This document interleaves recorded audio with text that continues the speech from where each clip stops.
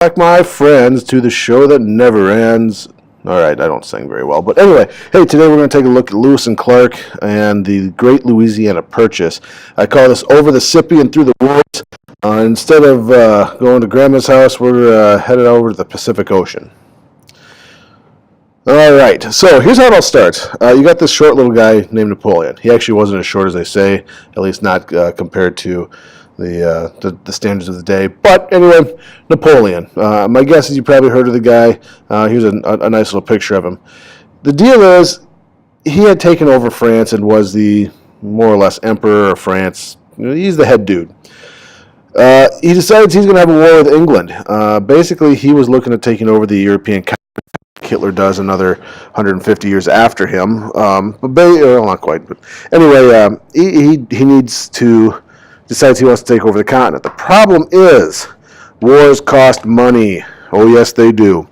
And so in order to pay for the war, you got to have money in your bank account. The problem is, he didn't have the funds at the time to do that. So he came up with an idea. Naturally, what do?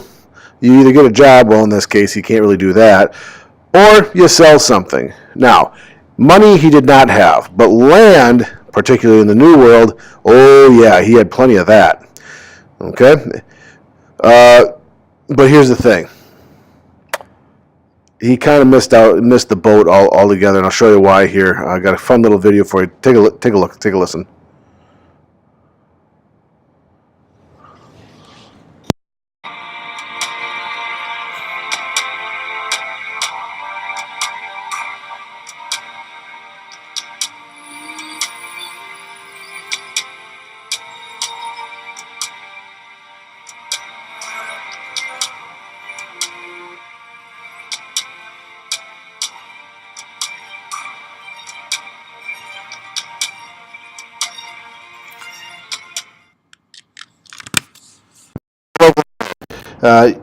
Try hard, but how do you know he's going to miss out on so much? It's actually from the Iowa Travel Bureau is what that's from. Anyway, he's going to sell basically 500 million acres of land for the grand price of $15 million. Now that sounds like a whole lot, but let's look at it. As it says there on the screen, we're talking 2.8 cents per acre. 2.8 cents per acre. Now, down below you can see there it said it would have been $236 million in today's money. Still, that's all of 42 cents per acre. Not much money considering you can sell an acre of land for pretty conservatively $5,000 right now. And if you're really good, up to $10,000. As you can see right through here, this is the green area is the Louisiana Purchase. It includes all of the great state of Iowa, Missouri, Arkansas, or as some people say, Arkansas. Great story about that some other time. Includes basically all of South Dakota, a good chunk of Montana, a good chunk of Wyoming, North Dakota, most of Colorado, almost all of Kansas, and almost all of Oklahoma, and obviously Louisiana. A good purchase for us here in for the people of the United States. And as you can see, if you compare the area that we bought to the area that was already owned at that point, it almost, doesn't quite, but almost doubles the amount of land holdings we have in the United States. Of course, this happened in 1804. The deal was brokered by a guy by the name of Thomas Jefferson. I'm guessing you're familiar with that name. But was it legal? Huh? What? Well, here's the deal. France claimed the land during the Age of Exploration, but gave it up to Spain right before the French and Indian War. But then Napoleon claimed it was his again in 1800. But then he was needing the money because he was going to fight a war, so he decided to sell the land and never paid Spain for it. Only claimed that it was theirs in the first place and sold the land to the United States for almost nothing, but enough to start fighting a war. And now you have Louisiana Purchase. Long and short of it, here's what happened. Basically, France obviously come over the ocean looking for land back in the 1860s, Age of Exploration. We talked about that a lot at the beginning of the year. Claimed a lot of land west of the Mississippi River, and then that went back and forth between the French and the Spanish because the French obviously were here. They had the French and Indian War that finally had the British kick the French out, but the Spanish were also here, particularly out west. And actually, it was the Spanish who claimed that they had owned that land. So some would reason to argue the land that Napoleon sold in the name of France was actually Spain's land in the first place. That's kind of like selling off your neighbor's farm. I don't know if you can do that. I don't think you're supposed to do that, but that's what happened here. And like I said, the purchase itself nearly doubles the size of the United States. As you can see, this is a very large land area that we purchased that fits all the way. It goes up actually into Canada. This actually is part of it up here as well. And you can see this is what we had as far as our land holdings, not including Florida at the time. And the purchase basically doubles the size of our country. So now we've got the land. What are we going to do with it? Well, Jefferson says, we probably should know what's out there. We've been looking, even our earliest explorers are looking for a Northwest Passage, so that's one thing we can look for. Number two, who knows if there's untold resources out there? Maybe there's gold beyond our wildest dreams. Wouldn't that be awesome? So he basically goes out and finds two people. Well, he finds one person. He finds Meriwether Lewis, and says, would you be interested in going out and exploring this? And Lewis is going to need a partner, so he gets Clark, and I can't remember his first name right now. It'll come to me later. So Lewis and Clark basically link up together. Now, here's the cool thing about this. This was they were chosen not because they're experts at science. You'd think, this is kind of a scientific thing. Let's go out and find a scientist. Jefferson had a reason for not choosing straight-up scientists, and he didn't. And there was a lot of people in the field of science that were very upset about this, but let me explain what's going on. If you choose a scientist to go out on a scientific exploration like this, you know what they like to do?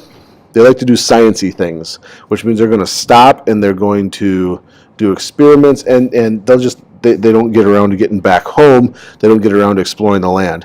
These two guys were explorers who had a little bit of a science background, so they knew enough. I like to say they knew enough science to be dangerous. But we're going to find out what they were able to do here as they went along. And as it turned out, it was a perfect setup, or at least a good setup for what the country needed at the time. So Lewis and Clark are going to set up from the St. Louis area in May of 1804, and here's kind of a fun little look at what it may have been like. We'll see. Lewis and Clark, a fearless pair, they braved a venture grand. Lewis and Clark, they journeyed through this great American land.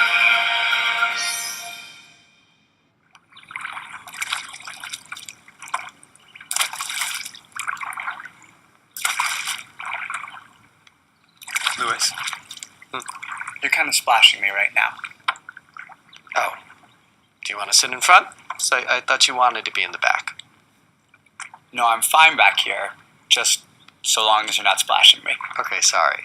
I'm just trying to paddle kind of hard so we can get across the Louisiana territory before winter. Is that okay?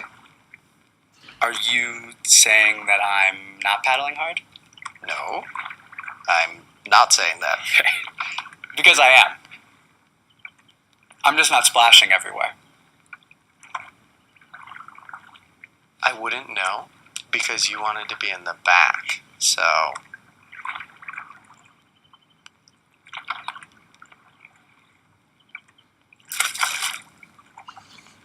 Lewis and Clark, they journeyed through this great American land. Somehow come up here a little bit later on. Anyway, Lewis and Clark start working their way to the west. Obviously, they're going to go through up the Missouri River Valley, the Missouri River Basin, I should say, across the Rockies. And honestly, they're actually going to venture out of the American territory, the Louisiana territory. They do find the Pacific, or work their way all the way to the Pacific, even though we didn't own the land that they were exploring when they got to that point.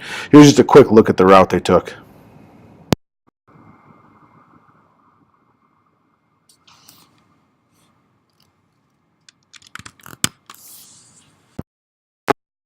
they kind of go up to the north through Montana, North Dakota, and then eventually work their way back. They took a little bit different route coming home. They kind of split up a little bit, but then they came back down the Missouri River, back to the St. Louis area. As you can see now, here's where the states all end up shaking out.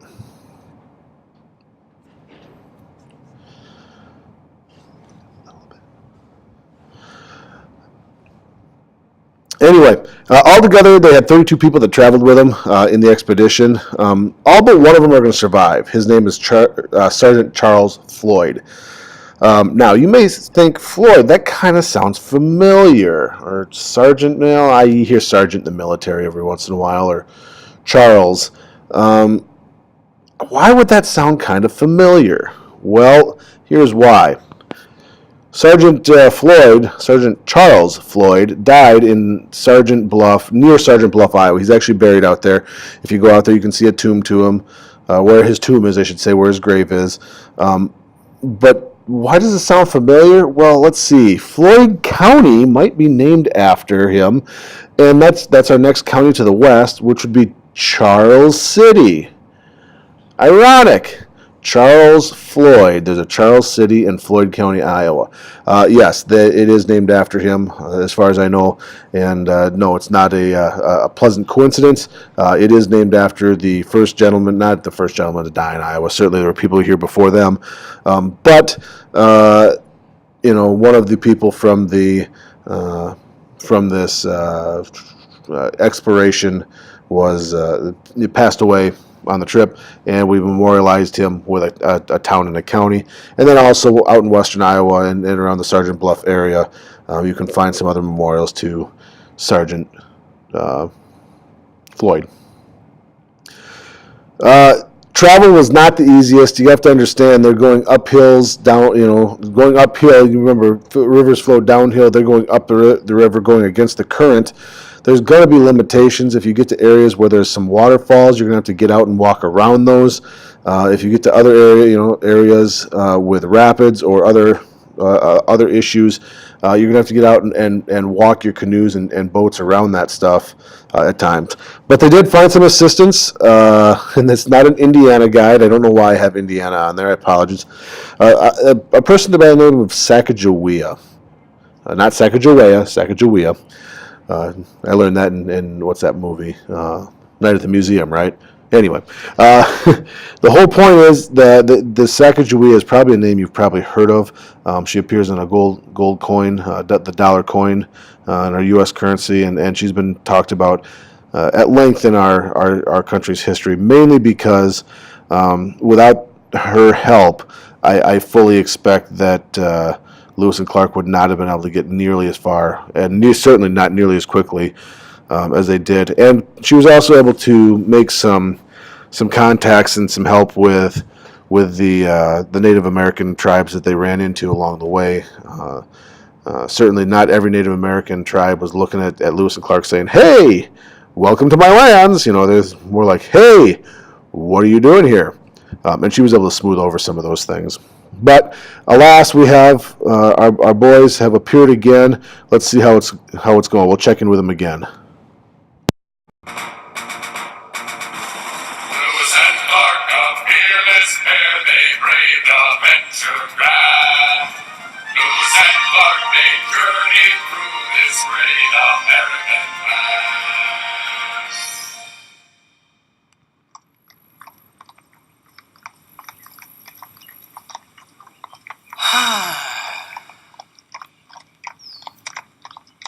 Did you say something? No. Sounded like you said something. Maybe I was just sighing. I guess I didn't expect to be spending so much time on horseback since you said, we'd be traveling on the river. I guess I just had no way of knowing because the territory hasn't been mapped. That's sort of what we're doing. Yeah. I know what we're doing. Do you guys think that we should be looking for a place to make camp for the night? Yes, that makes sense to me, Sacagawea, but I think Clark is pretty fixated on going till after sundown. Actually, I'm not. I think we should make camp soon. Okay, so you're changing your plan. Lewis and Clark, they journeyed through this great American land.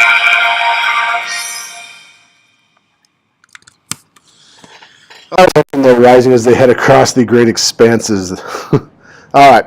So the thing about it is that was really cool about this expedition is that a lot of new things were discovered: plants, animals, things that you would not. I mean, to us are normal. You know, as you can see, you got a groundhog there, and looks like a jackrabbit. You know, things that are familiar to us now, having lived here, but at the time were really pretty big discoveries. Truthfully, a number of those original samples, because what happened is they would find these animals, not necessarily large animals, not all of them at least, but certainly some of the smaller animals, some of the smaller plants. They took samples of them, you know, and either trapped or hunted, or like the plants, they would just pick them and bring them back. A lot of those samples are still in the Smithsonian Museum, Natural History Museum in Washington, D.C. You can still see them, originals from the Lewis and Clark expedition over 200 years ago, 212 years ago now. As far as the geographic and science that was figured out, it was huge. The big thing is, like I said, they found out what we had as far as resources in this land, and then just the new species that we had available in this land. Again, it's a resource. It's all about resources. You know, we talk about it. Money makes the world go round. There's a lot of value in this. Maybe it wasn't necessarily they found money trees, but they certainly found resources out there that could be sold to generate revenues. And it also netted contact with Native Americans, which was good for us as we start expanding our country.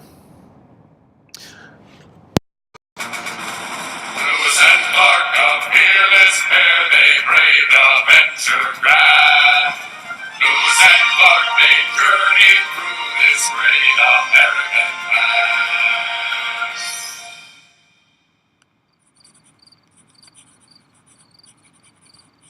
Hey, Clark.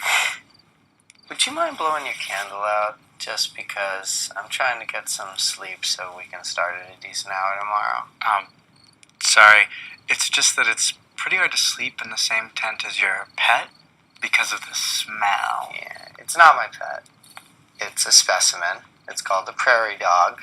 I'm planning to send it back to Thomas Jefferson. Cool. Well, we should do that just because it's farting all night and it really stinks in here. Yeah, it's just that it would die outside because of the cold. Totally. And then who would eat all our rations? Would you guys mind keeping it down? I am trying to get some sleep for our early start tomorrow. Oh, sorry, Sacagawea. Is it the light that's keeping you up, or is it the talking? It's the talking. So the light's okay. Yes. Great. We will definitely keep it down. And the dog is not bothering you, Sacagawea?